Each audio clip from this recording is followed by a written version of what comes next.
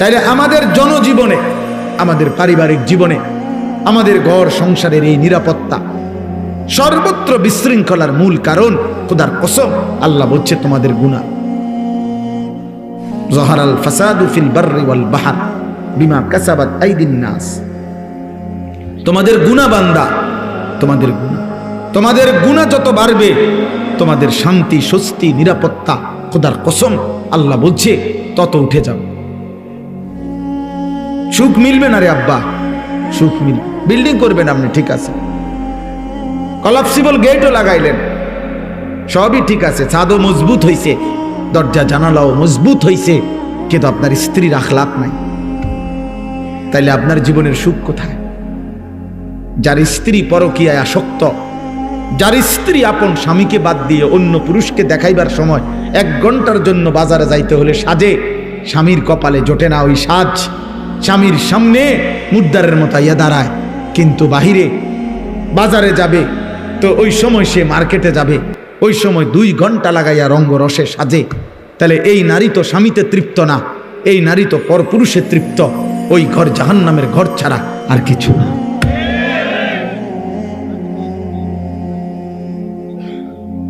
এই ঘর তো জাহান্নামের টুকরা।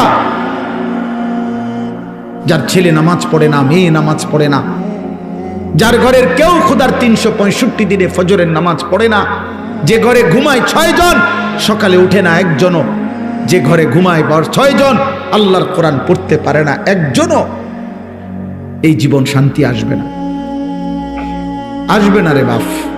এই হেন্দিয়া ধরলে হেন্দিয়া সিরা যাব, হেন্দিয়া ধরলে হেন্দিয়া সিরা যাব। রাস্তার এই সাইডে ডালাই হয়, এই সাইডে ডালাই উঠতে যায়। আমাদের জনজীবন, আমাদের ব্যক্তি জীবন, পারিবারিক জীবন, সুখের সব আয়োজন সুন্দর, স্বস্তিময়, নিরাপদ করতে হলে আল্লাহ তাআলা বলছে বান্দা গুনাহ ছাড়তে হবে, পাপ ছেড়ে দিতে হবে। গুনাহ আমরা জানি, গুনাহ ছেড়ে দিতে হবে। নবী সাল্লাল্লাহু আলাইহি ওয়াসাল্লাম বলছেন ওয়া ইন্নাল ফুজুরা ইয়াহদি ইলান নার। আল্লাহর নবী বলছেন উম্মত, প্রত্যেকটা গুনাহ তোমাদেরকে জাহান্নামের দিকেই টেনে নিয়ে যাবে। গুনার শেষ ঠিকানা জাহান্নাম। প্রতিটা গুনার ওই পিঠে আগুন আছে। প্রতিটা মিথ্যা, চুরি, ডাকাতি, জিনা, ব্যভিচার, মদ, জুয়া, নাচ, গান, হারাম যত আয়োজন, খোদার কসম ওই আয়োজনের সৌন্দর্য না, ওই আয়োজনের মধ্যে আগুন জ্বলে। এজন্য বেহায়া নর্তকীর হাসির মধ্যে হাসি নয়, ওটা আগুন জ্বলে। বেপর্দা নারীর শরীরে আপনার সাজসজ্জা নয়, বরং আগুন জ্বলে, আগুন, আগুন জ্বলে। সুদের টাকায় আগুন জ্বলে, ঘুষের টাকায় আগুন জ্বলে, কিস্তির টাকায় আগুন জ্বলে, 2 নম্বরই টাকায় আগুন জ্বলে, আগুন জ্বলে। সুখ আসবে না, স্বস্তি আসবে না, নিরাপত্তা আসবে না, নিরাপত্তা আসবে না। গুনাহ ছেড়ে দিতে হবে, আমিও আপনিও, সবাই সবাই। ওয়াদারু যাহিরাল ইসমি ওয়া বাতিনা। আল্লাহ বলছে বান্দা প্রকাশ্য গুনাহ ছেড়ে দাও, গোপন গুনাহ ছেড়ে দাও। আল্লাহ বলছেন ওয়ালা তাকরাবুল ফাওয়াহিশা মা যাহারা মিনহা ওয়া মা বাতান। আল্লাহ বলছে বান্দা প্রকাশ্য ব্যভিচার, অশ্লীলতার কাছেও যেও না, গোপন অশ্লীলতার কাছেও যেও না। কোরআনে আল্লাহ বারবার বলছে গুনাহ ছেড়ে দাও। আমি এই হাদিস পড়ছি, নবীজি বলছেন ইত্তাকিল মাহারিম তাকুন আবাদান নাস। আমার উম্মত গুনাহ ছেড়ে দাও, হারাম ছেড়ে দাও, তুমি হবে সর্বশ্রেষ্ঠ ইবাদতওয়ালা, আল্লাহওয়ালা। এক মুমিনের প্রথম ডিউটি কি? গুনাহ বর্জন। দ্বিতীয় ডিউটি আদেশ পালন।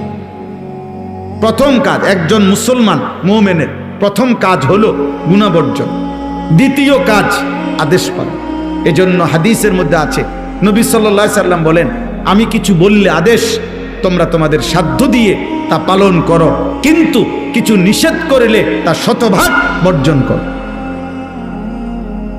মিথ্যা বলবা না একজনও, চুরি, জিনা, ব্যভিচার, হারাম উপার্জন করবা না একজনও, ইবাদত করবা সাধ্য মতো। কেউ দিবে 10 টাকা, কেউ দিবে 10,000 টাকা সাধ্য মতো। কেউ পড়বে 2 রাকাত নফল, কেউ পড়বে 10 রাকাত নফল সাধ্য মতো। কেউ রাখবে 2টা নফল রোজা, কেউ রাখবে 20টা নফল রোজা। সাধ্য মতো করো, সাধ্য মতো, সাধ্য মতো। কেউ পড়বে 3 বার সুবহানা রাব্বিয়াল আযীম, কারো সময় আছে কেউ 7 বার পড়ুক, কেউ 9 বার পড়ুক, কেউ 11 বার পড়ুক। তোর রাত লম্বা সেজদা দাও সাধ্য মতো, মানে আদেশ পালন করো সাধ্য মতো, কিন্তু নিষেধ বর্জন করো পুরা মতো, পুরা মতো, পুরা সাধ্য মতো না। মিথ্যা বলা, চুরি করা, জিনা করা, ব্যভিচার করা, মদ খাওয়া, জুয়া খেলা, ওজনে কম দেওয়া, ধোকাবাজি, বেহায়াপনা, বেপরদিকি, আব্বা 50-50 কোনো অনুমতি নেই,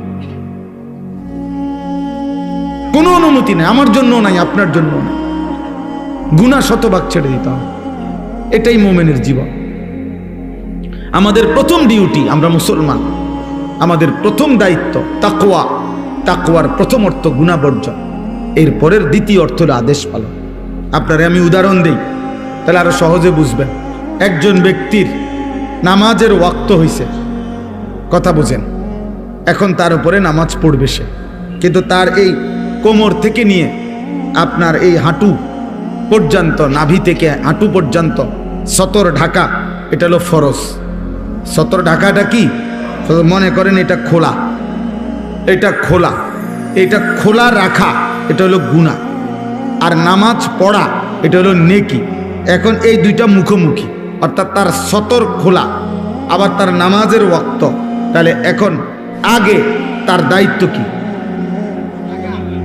এই আগে হলো এই তোমার যে সতর খোলার গুনাহ হচ্ছে, এটা আগে, এটা আগে কি করো? ঢাকো, ঠিক করো, এরপরে আদেশ করো। এই জন্য নামাজের আগের ফরজ হইল, বাহিরের ফরজ হইল সতর ঢাকা, সতর ঢাকা। গুনাহ আগে বর্জন করো, এরপরে আদেশ পালন করো। আগে ঝংকার সরাও, এরপরে রং লাগাও। আগে কুত্তা সরাও, এরপরে ভিক্ষা দাও। আগে ক্ষতি সরাও, আগে গুনাহ বর্জন করো। গুনাহ, গুনাহ। চাচারা, বাবারা, আপনাদেরকেও বলি, এই চাচা, আমার বাপ, আপনারা যারা যাও কিছু কম বেশি নেক আমল করেন, সাথে বিড়ি খাইয়া কিন্তু সমান করে লান। সাথে টেলিভিশনে নর্তকী দেখলে সমানও থাকে না, কারণ মনে রাখবেন গুনার মধ্যে কোনো আপনার ভুল নাই, কিন্তু আপনার ইবাদত আমলের মধ্যে ভুল আছে। 1 ঘন্টা যে নর্তকী দেখছেন, এটা পিওর গুনাহ, এখানের মধ্যে কোনো ঝামেলা নাই, কারণ আপনি কোনো বেডি দেখতেন গিয়া বেডই দেখছেন না, বেডিতেই দেখছেন। কিন্তু আপনি যেই নামাজ পড়ছেন, নামাজের রুকু, সেজদা, সূরা, কেরাত, আত্তাহিয়াতু, দুরূদ শরীফ, সব কিছুর মধ্যে ত্রুটি আছে। এটি সবটির মধ্যে লাল কালি দিয়া কাটলে ফেরেশতা আমনের এটার পুরাটার ওজন 10 কেজি না, দূরে থাক 100 গ্রাম হইত না। তাহলে আপনার নেকির ওজন আসবে না 100 গ্রাম, কিন্তু আপনার গুনাহ পুরো 100। আপনি যে সুদের টাকা নিছেন 2000 বা 20,000, একটা টাকা সুদখোর কম নেয় নাই। একটা টাকা দেখছে সিরা, এটা বদলায় লইছে। একটা টাকা দেখছে কষ্টে পলা, এটাও বদলায় লইছে। তাইলে আপনি গুনার মধ্যে কোনো ভেজাল নাই, গুনাহ করছেন পিওর, কিন্তু আমল তো করেন নাই পিওর। তাহলে সমান সমান, সমান সমান হতো না। তাইলে কি মুশকিল বলেন, কি মুশকিল হবে? গুনাহ জাহান্নামে নিয়ে যায়, গুনাহ জাহান্নামে নিয়ে যায়, পাপ জাহান্নামে নিয়ে যাবে। আব্বা, জাহান্নাম বড় ভয়ানক, খামখেয়ালি মনে করেন না এটারে। আবারও বলছি, একটা আমল, দুইটা আমল দিয়ে, কিছু দান সাদাকা দিয়ে আপনি আখিরাতের এত লম্বা মঞ্জিল পার হওয়ার জন্য যথেষ্ট মনে করেন। আমি অনুরোধ করলাম, আমি অনুরোধ করলাম, জাহান্নাম বড় ভয়ানক। কোরআনুল কারীমের মধ্যে আল্লাহ বলছেন, ইয়াউমা তুকাল্লাবু ওয়ুজুহুহুমুন নার। আল্লাহ বলছে, বান্দা মনে রেখো, বান্দা, দুনিয়ার মধ্যে উত্তপ্ত কড়াইয়ের তেলে মাছ যেভাবে এই পিঠ ওই পিঠ চাপ দিয়া দিয়া ভাজি করে, খোদার কসম আল্লাহ বলছে, নাফরমান বান্দা, জাহান্নামের আগুনে তোর চেহারা, তোর শরীর এইভাবে উলট পালট করে পোড়ানো হবে।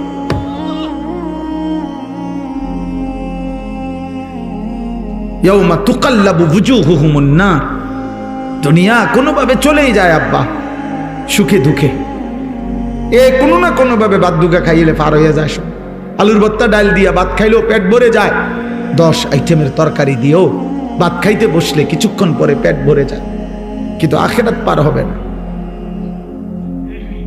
ইন্নাল মুজরিমিনা ফি আযাবি জাহান্নাম খালিদুন। আল্লাহ বলেন পাপী নাফরমান জাহান্নামের আযাবে থাকবে অনন্তকাল। লা ইউফাত্তারু আনহুম ওয়া হুম ফীহি মুবলিসুন।